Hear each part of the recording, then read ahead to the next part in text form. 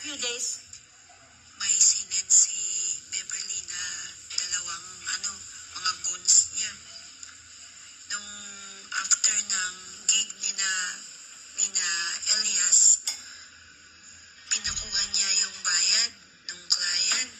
Di syempre itong si Elias, nung kukunin na niya, wala na, naiabot na daw doon sa goons ni Beverly.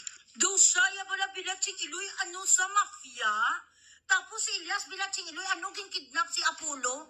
Na kung hindi si Elias mag-perform, di puta si Apollo patyon? Ito ang ginagawa niya kay Elias. Imagine ha? Pwede naman nga ibigay kay Elias. Bakit papuntahan niya sa guns yan? Correct? Ay di puta nga pagkababae lang pingasa ng alpot bugaw.